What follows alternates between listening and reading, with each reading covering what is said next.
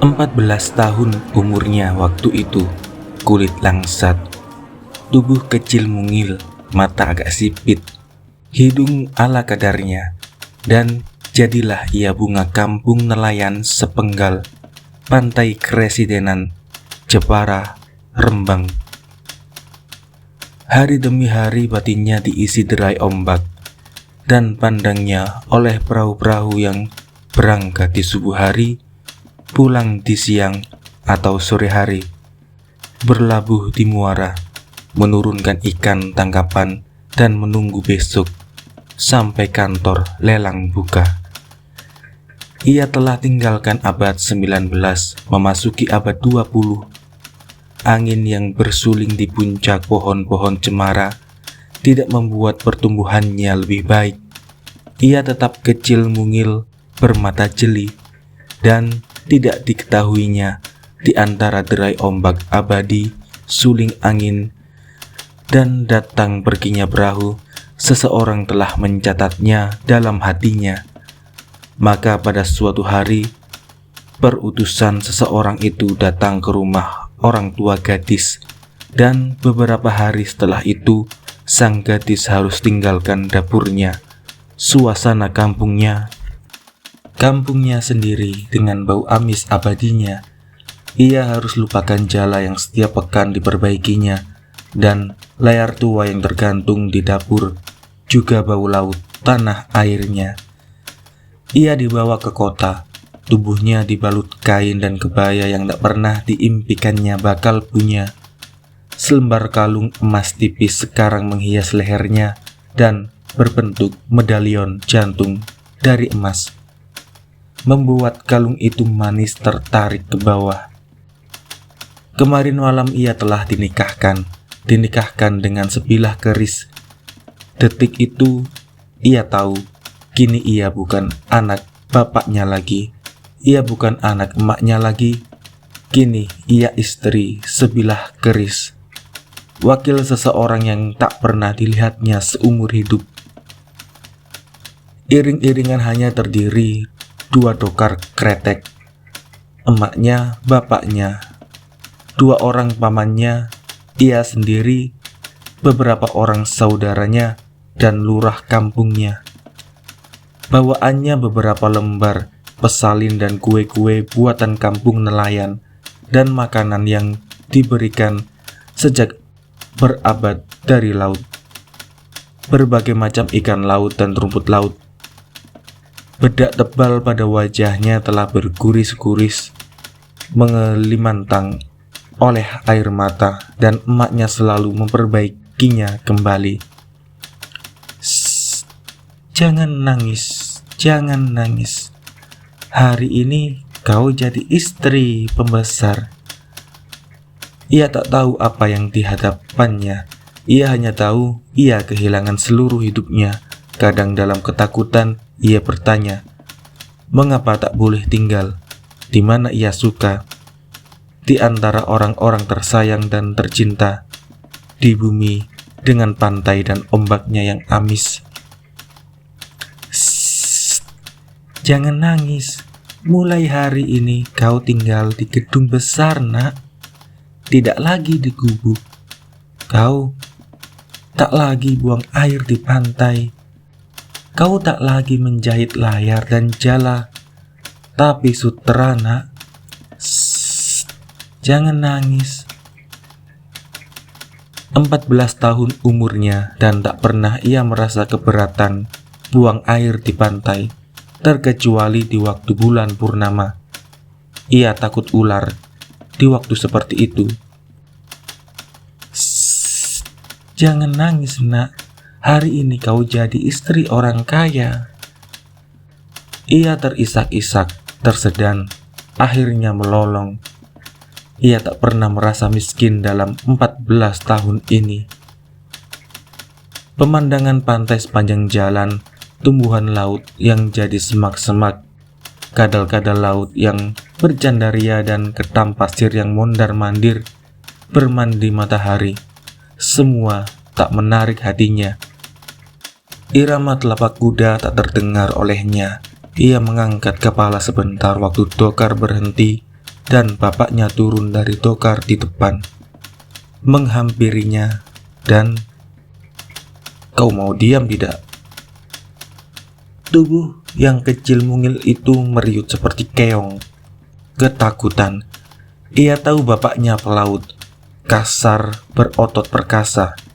Ia tahu sering kena pukul dan tampar tangannya, tapi sekarang, buat apakah penderitaan ini?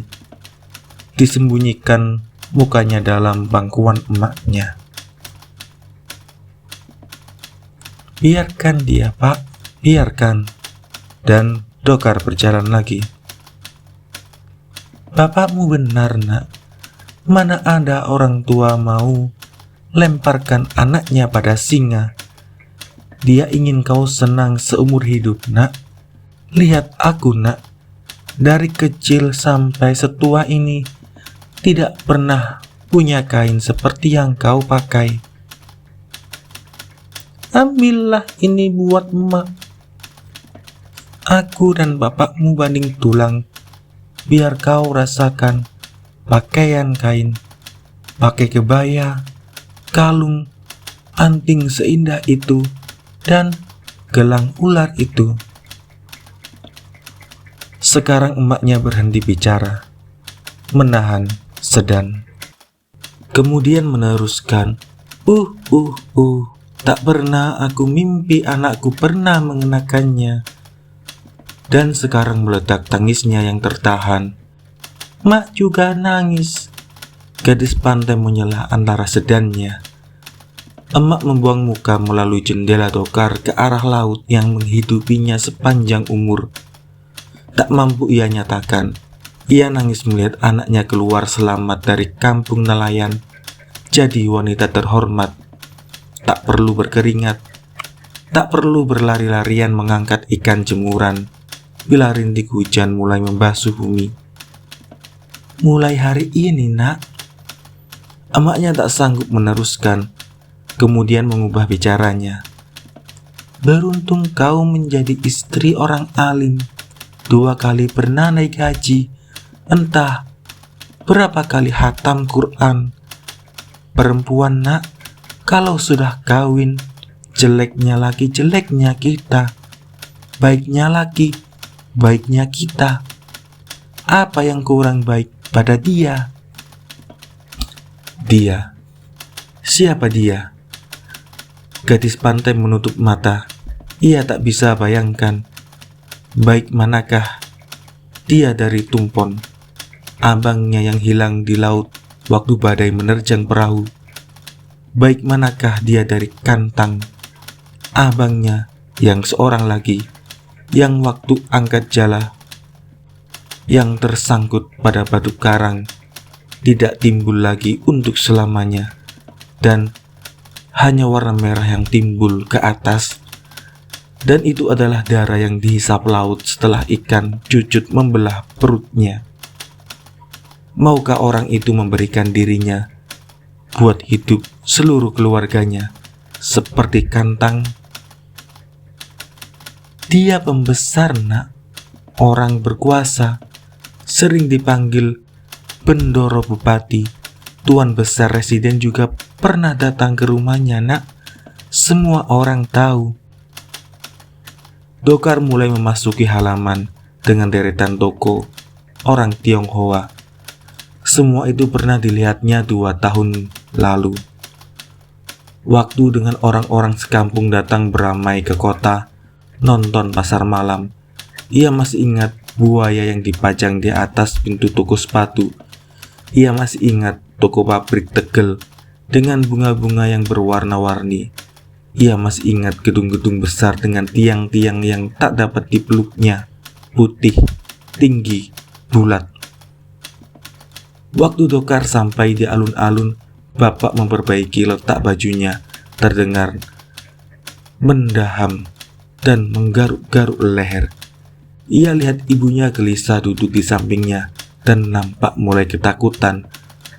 Dokar membelok ke kanan. Ia masih dapat mengingat sekolah rakyat negeri, kemudian masjid raya. Di seberang alun-alun sana, gedung kabupaten. Di sampingnya, sekolah rendah Belanda. Di samping lagi sebuah rumah bertingkat. Jantungnya berdeburan. Sekilas ia lihat bapaknya sedang susah payah turun dari tokar. Buru-buru menghampiri tokarnya. Wajahnya pucat, suaranya sangat lembut. "Turun, Nak." Tapi matanya bertebar kemana-mana. Akhirnya berhenti pada gapura yang hendak dilaluinya. Tak seorang pun penyambut di gapura. Mari." Tapi ia sendiri tak beranjak dari tempatnya berdiri. Sewaktu semua sudah turun, mereka menggerombol di pinggir jalan. Tak tahu apa yang harus diperbuat. Pagar tembok terlalu tinggi untuk dapat meninjau ke dalam. Emak menyentuh tangan bapak, seperti berkata pada diri sendiri. Bapak berbisik, Mari." Tapi ia tetap tidak beranjak. Akhirnya emak yang mulai menganjur langkah. Melihat tak ada yang mengikutinya, ia terhenti menatap bapak. Dalam kegugupannya, bapak meraih tangan si gadis pantai.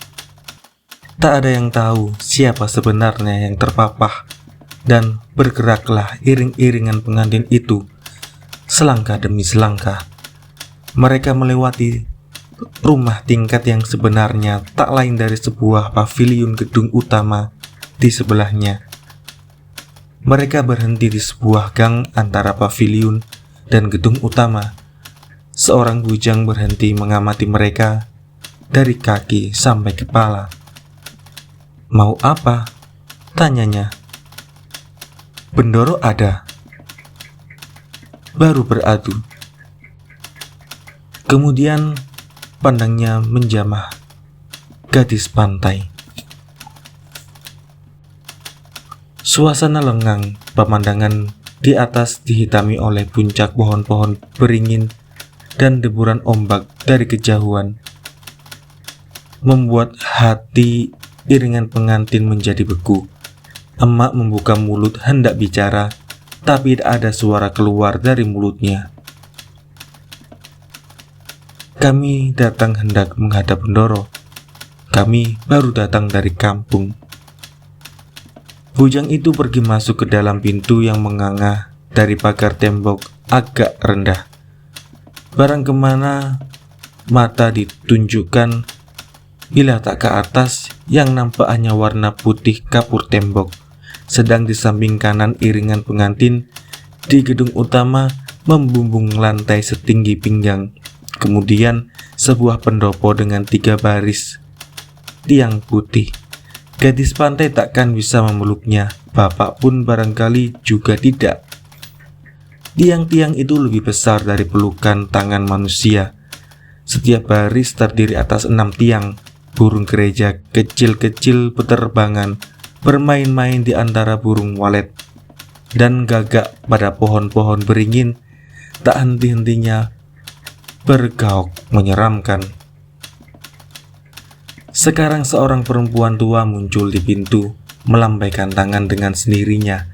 Iringan pengantin menghampiri, kemudian juga memasuki pintu. Mereka mengikutinya berjalan di bawah jendela-jendela besar, melintasi pekarangan yang ditumbuhi pohon-pohon delima serta pagar pohon.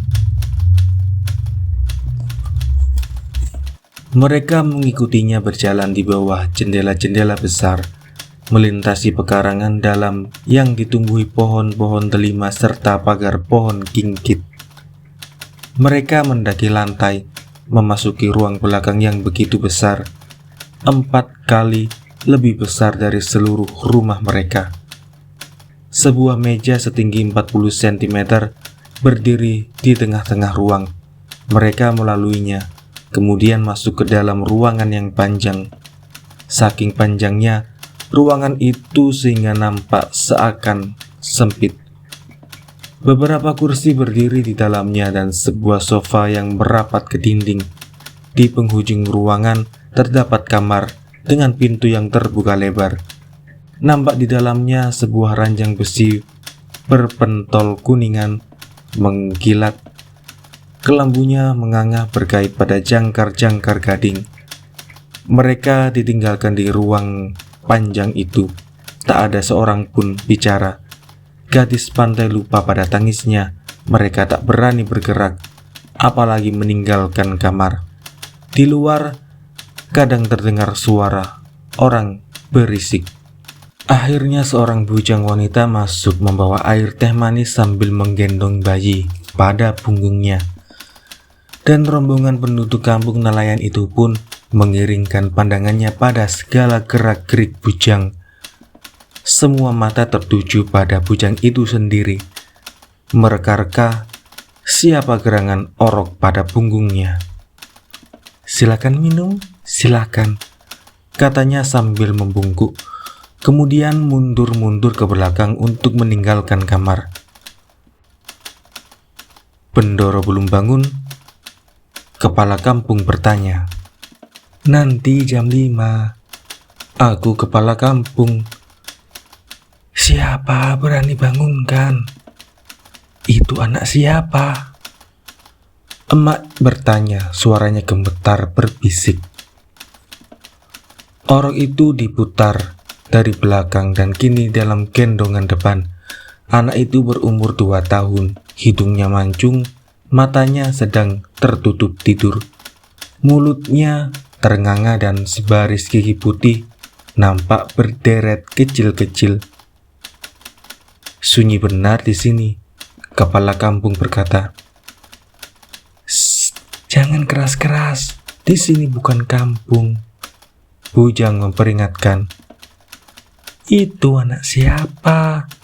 emak berbisik lagi bertanya, suaranya ragu. "Anak majikanku, anak Bendoro." Emak menggigit bibir dan menutupkan selendang pada pundaknya. "Di mana emaknya?" bapak bertanya. "Dia tak beremak, anak priai, beribu." "Di mana ibunya?" bapak mendesak. "Pulang ke kampung." "Kapan kembali lagi kemari?" bapak mendesak terus. "Takkan balik lagi, dia diceraikan." "Mengapa dicerai? Kapan?" bapak mendesak. "Mana aku tahu, itu urusan Bendoro." "Kapan?" "Hampir 2 tahun yang lalu." "Tapi anak ini takkan lebih dari 2 tahun umurnya," emak mendesak sekarang. 2 tahun belum pernah lihat ibunya. Mati. Tidak pulang ke kampung, sejak itu tak pernah nampak lagi. Emak terdengar menarik nafas panjang dan menghembuskannya. "Jangan keras-keras," bujang memperingatkan emak. "Di sini yang boleh terdengar hanya suara pembesar yang datang bertamu kemari, dan Bendoro sendiri tentu." Jadi, kepala kampung hendak memulai. Dan mundurlah bujang itu. Ia lenyap dari kamar. Emak mengangkat dagu gadis pantai dan menatap matanya. Gadis pantai mencoba memeluknya. Emak menolakkan tubuhnya. Kemudian dengan setangan membenahkan letak pakaian anaknya dan membedakinya kembali. Emak memandangi bapak, bapak memandangi kepala kampung, dan gadis pantai memandangi air teh yang tiada terjamah. Betapa kering ia rasai dalam kerongkongannya. Ia tak berani. Di rumah ia boleh minum sekenyangnya sampai kembung, dan dari luar kamar terdengar suara wanita. "Lekas mandi, nanti Bendoro guru datang. Agus masih kotor." Suara itu mendekat menghampiri pintu. Akhirnya ia masuk lagi ke dalam kamar dengan bayi masih tergendong di belakangnya. Segera ia menampak teh yang tak juga terjamah. Ia mencoba ramah mengucapkan, "Silakan minum." Semua yang ada di kamar tersenyum mengiyakan, tapi teh tak juga terjamah. Bapak rasai keringat membasahi sekujur badannya. Ia pun haus, tapi keringat ini lain. tak sama dengan yang keluar waktu ia menarik jala dari perut laut. Yang ini tak mengeluarkan bau-bau yang sudah sangat terbiasa baginya. "Siapa anak tadi?" emak bertanya khawatir. "Agus, putra Bendoro." "Ya, di mana ibunya?" "Pulang ke kampung." "Kapan balik kemari lagi?" "Takkan balik." "Kang Masnya bayi ini?" "Iya." Semua mata mengawasi bayi dalam gendongan tersembunyi di balik punggung bujang wanita. "Kalau begitu anak itu sebagus anak ini," kepala kampung meneruskan. "Tidak, ini lebih bagus. Dia dari ibu yang lain." Kepala kampung menggapai-gapai di dalam baju lasting Inggris berwarna hitam. Baju keangkatannya. Ia betulkan daster kemudian mendaham. "Shh, jangan keras-keras." Di meja teh tetap tak terjamah. "Mbok, mbok," terdengar suara dari luar rumah, suara seorang pria dewasa. "Sahaya Bendoro, Guru." Bujang itu menyahut dengan suara tertahan dan tanpa melihat pada para tamu kampung nelayan itu keluar. "Agus Rahmat sedang mandi, Bendoro. Silahkan duduk." Seperempat jam kemudian terdengar suara Bendoro Guru bicara dalam bahasa yang mereka tak kenal, dan suara Agus Rahmat menjawab dalam bahasa yang mereka pun tidak kenal. Betapa hebat Bendoro mengajar putra-putranya. Kepala kampung berbisik, sekecil itu sudah bisa bicara bahasa Belanda. Satu kata pun kita tak paham. Anakmu nanti. Kepala kampung menghadapkan mukanya kepada gadis pantai. Juga bakal diajar seperti itu. Gadis pantai kejut. Wajahnya meraih tangan emak dan menggenggamnya erat-erat. Di luar, matahari bersembunyi di balik puncak-puncak pepohonan kelapa, cemara, dan beringin, dan deburan ombak makin jelas karena makin merambah pantai. Terdengar suara perlahan dari luar kamar. "Apa mbok bilang? Jangan main bola, haram, haram. Tak ingat pesan ayahanda, itu perbuatan terkutuk orang-orang murtad. Ingat kepala Hasan Husin yang mereka tendang. Apa Agus mau jadi kafir juga?" Dan suara anak kecil terdengar memasuki kamar, juga sama pelayannya. "Peduli apa? Kami akan bertanding lawan sekolah Belanda. Kami tak boleh kalah." Di antara deru ombak, percakapan dalam bahasa asing, dan berisik angin yang berkisar-kisar di udara bebas, sayup-sayup terdengar bunyi selop kulit berat terseret. Bendoro sudah bangun. Kepala kampung memperingatkan. Semua tegang menegakkan tubuh. Pendengaran tertuju pada sepasang selop yang berbunyi berat sayup terseret-seret di lantai. Bunyi kian mendekat dan akhirnya nyata terdengar. "But." "Apa itu?" emak bertanya pada kepala kampung. Ia kenal bunyi itu, tapi ia tak yakin. Ia gelengkan kepala. Di sini tak mungkin terjadi. Tidak, itu bukan bunyi yang biasa. Didengarnya, bunyi yang biasa membuat ia geram pada lakinya. Terdengar bunyi selop berhenti, kemudian, "Mengapa aku tak dibangunkan? Suruh ke sini kepala kampung itu." Sunyi senyap dalam kamar, mata pada melotot mengawasi pintu. Tak seorang mendengar nafas kepala kampung yang terengah-engah. Ia bangkit, sekali lagi menggapai-gapai ke dalam balik baju kebesarannya. Dikeluarkannya keris bersarung kuningan, bertangkai kayu sawut tua, berukiran tubuh katak. Dan keris diangkatnya tinggi sampai segaris dengan hidungnya. Seseorang datang menghampiri ruangan tempat tamu-tamu dari kampung nelayan masih tetap gelisah menunggu. Orang itu menilik ke dalam dan tanpa sesuatu upacara langsung menyampaikan, "Bapak kepala kampung dititahkan menghadap." Hampir-hampir kepala kampung membuat kursinya terbalik waktu berdiri. Ia seka keningnya dengan lengan baju kebesarannya, kemudian melangkah berat keluar kamar. Keris tetap terangkat setinggi hidung. "Selamat, selamat," Bapak Komat Kamit berdoa. "Selamat," emak menguatkan. Kepala kampung lenyap dari pemandangan dan mereka semua berjuang menajamkan pendengaran.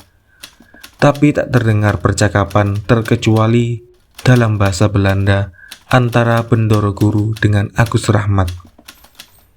Tiba-tiba terdengar suara keras. "Apa? Jadi kepala kampung tak tahu?" "Selamat, selamat," Bapak kembali berkomat kamit. "Selamat," sekali lagi emak menguatkan. Cengkeraman tangan gadis pantai pada lengan emak semakin kencang dan emak mendesak anaknya. "Bilang selamat, selamat," gadis pantai berbisik. "Selamat," emak berbisik dan sekali lagi, "Selamat buat kau nak. Jangan aku ditinggal emak. Diam, selamat. Ayo bilang lagi." Kamar itu tak berjendela, sinar matahari hanya bisa masuk melalui genteng-genteng kaca.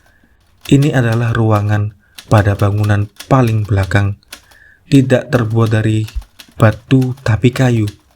Pada dinding-dinding bergantungan figura dengan kaligrafi huruf Arab, mungkin ayat-ayat Quran. Sebuah cermin besar berbingkai kayu tebal terukir dengan motif-motif Tionghoa tergantung di dekat pintu. Setengah jam telah berlalu. Bapak telah bermandi keringat. Menumbuk jagung 40 pikul tidaklah seberat ini. Emak berkata dalam hati. Gadis pantai meriut di kursinya seperti tikus habis kecebur dalam air gula. Terlihat kepala kampung sebentar-sebentar mengintip keluar pintu, tapi tak ada terjadi apa-apa terkecuali kaki para bujang yang melangkah mondar-mandir mencoba mengintip. Dengan wajah pucat kepala kampung akhirnya muncul kembali. Sekarang ia tak membawa keris lagi, langsung ia menatap emak. "Celaka," desisnya. Sekaligus emak menjadi pucat. "Mengapa?" tanyanya menggap-menggap. "Kau tak pernah bilang, gadismu itu sudah haid apa belum?" Emak menatap bapak, kemudian pada si gadis. "Sudah," tanyanya.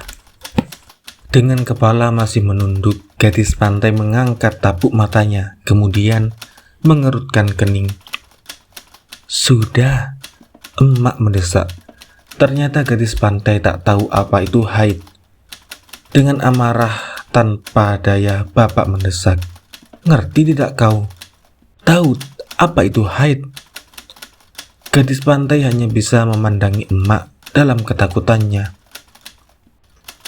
"Anak, barangkali salahku," emak mengacarai. "Jadi tidak ngerti haid. Itu nak, itu darah. Kau ngerti?" Kepala kampung mengawasi emak dan anak berpandang-pandangan putus asa. Tiba-tiba dengan gesitnya emak bangkit, menarik gadis pantai dan menyeretnya ke ujung kamar, duduk di atas sofa. Mendadak emak terperanjat dan segera berdiri. Empuk sekali kasur sofa itu. Dipegang-pegangnya kasur itu sebentar dan cepat ia menatap anaknya, berbisik. Gadis pantai menyusul duduk. Ia pun terperanjat berdiri, meraba-raba kasur, tak jadi duduk. Ia tinggal berdiri, mendengarkan bisikan emak, menggeleng-geleng sambil memandangi emak. Menggeleng lagi. Emak mengerutkan kening, menggeleng, menengok ke samping, menatap suaminya. Akhirnya dengan pandang putus asa, emak berjalan menghampiri bapak, berbisik, "Bilang saja sudah." Dan bapak berkata pada kepala kampung, "Sudah, benar, sudah." Dengan ragu kepala kampung pergi. "Mengapa kau tak panggil?" emak bertanya kepada bapak. Dengan wajah seperti orang menangis, bapak hanya membalas dengan pandangnya. Saudara-saudara gadis pantai tak ada yang bicara sejak berangkat dari rumah. "Kan jelek-jelek kau mertuanya. Kita pulang saja, Mak," gadis pantai bertanya. "Shh." Waktu kepala kampung masuk kembali ke dalam ruang bujang, beduk maghrib mulai bertalu di masjid raya, beberapa puluh meter saja di luar gedung. Kemudian menyusul juga beduk beberapa meter di samping kiri ruang panjang itu. "Nah," katanya pada bapak, "kewajibanku sudah selesai. Kalian sudah kuserahkan dengan selamat pada Bendoro. Sekarang aku pulang. Baik-baiklah di sini." Dan kepada gadis pantai, "Kau sekarang tinggal di sini. Beberapa hari ini emak dan bapakmu akan kawani kau. Sesudah itu kau tinggal di sini jadi Nyonya Bendoro, menguasai semuanya." "Jadi kau mau pergi sekarang?" bapak memprotes. "Lantas, apa mesti aku perbuat di sini? Kau mertua Bendoro. Kau mesti belajar dari mertua pembesar. Jangan bodoh. Ajari baik-baik anakmu dalam beberapa hari di sini. Ngerti?"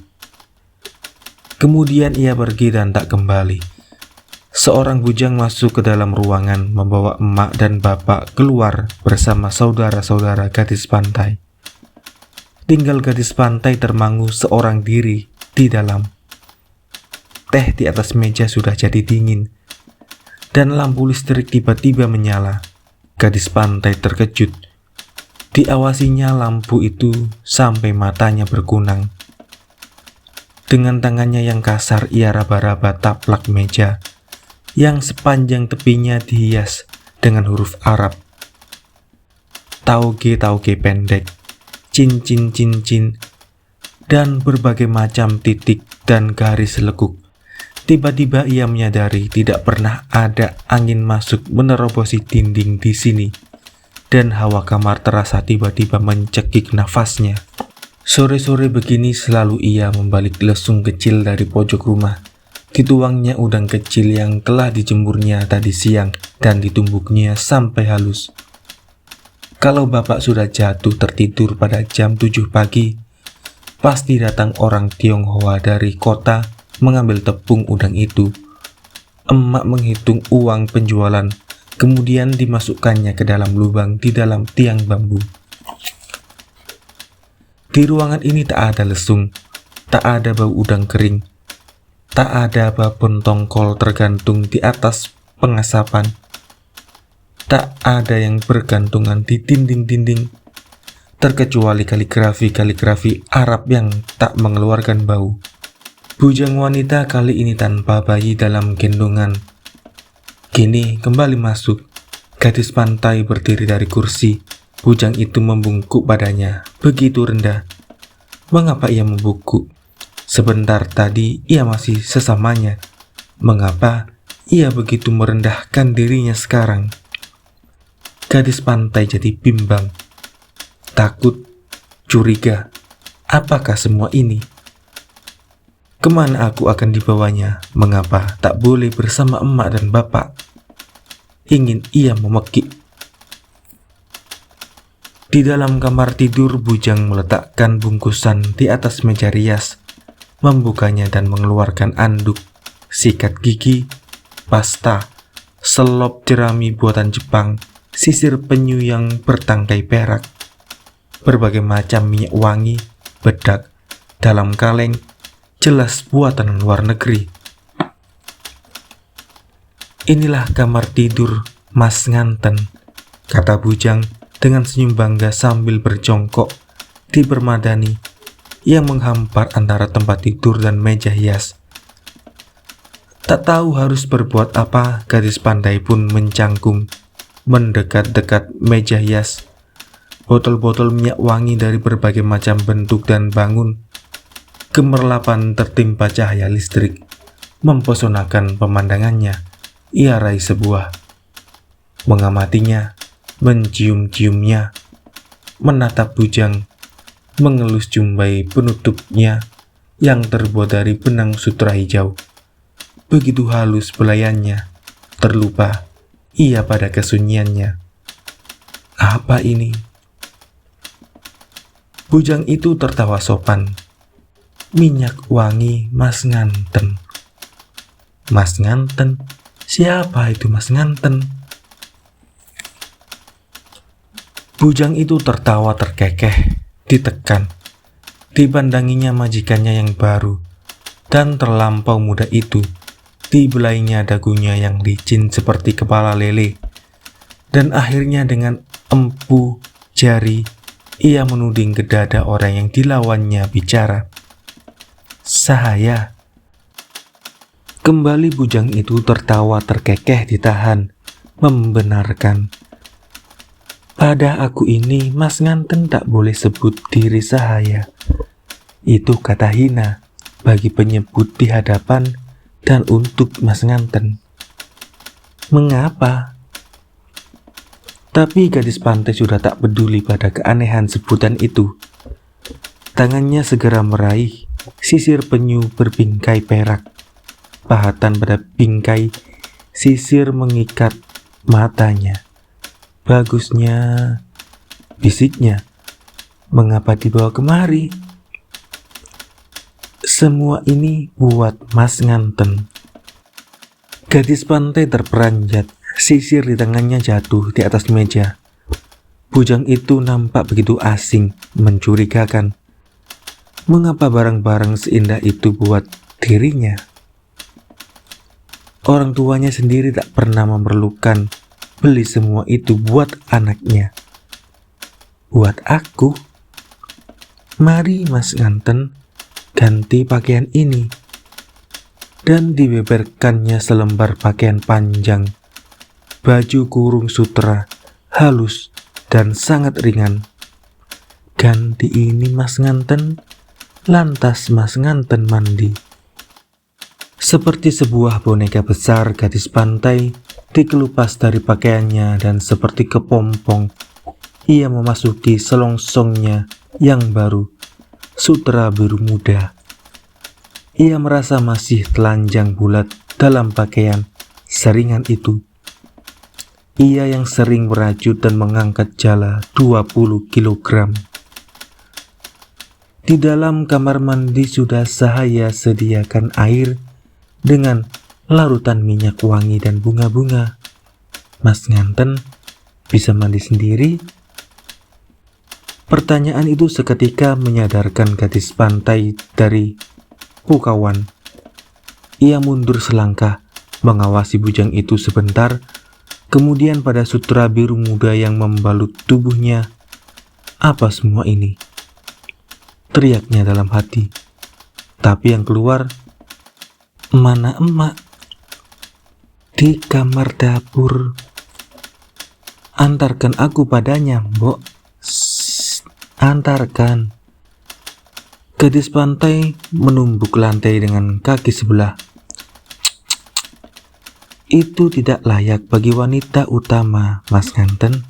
Wanita utama cukup menggerakkan jari dan semua akan terjadi. Tapi sekarang ini, Sahaya inilah yang mengurus Mas Nganten. Sebelum Bendoro memberi izin, Mas Nganten belum bisa bertemu. Mari Sahaya mandikan pakaian selop itu. Mendengar nama Bendoro, hati gadis pantai menjadi kecil dan meriut. Dengan sendirinya kakinya yang tak pernah bersandal, tak pernah berterompah, tak pernah bersepatu, dijulurkan, dan tiba-tiba saja selop rumput buatan Jepang telah terpasang pada kakinya. Waktu bujang itu mengulurkan tangan, dengan sendirinya ia terima tangan itu digandeng. Mereka berdua keluar kamar, melintasi ruang belakang yang 4 kali besarnya daripada rumahnya di tepi pantai. Bendoro Guru dan Agus Rahmat ternyata telah menyingkir dari ruang itu. Keduanya menuruni jenjang. Kini di hadapannya berdiri sebuah rumah besar bergenteng hitam. Gadis pantai ragu sebentar. "Itu hanya dapur, Mas Nganten." Keduanya membelok ke kiri, menepi pinggiran dapur, dan kini sebuah kamar mandi besar, seluruhnya terbuat dari batu, menganga di hadapannya. Waktu keduanya masuk ke dalam, seperti dengan sendirinya pintu tertutup. Kemudian terdengar gemercik dan ciblak air. Gadis pantai merasa aneh sekujur tubuhnya. Setelah kembali ke kamar dan ganti pakaian, bau-bauan harum yang membumbung dari tubuhnya membuat ia mula-mula agak pening.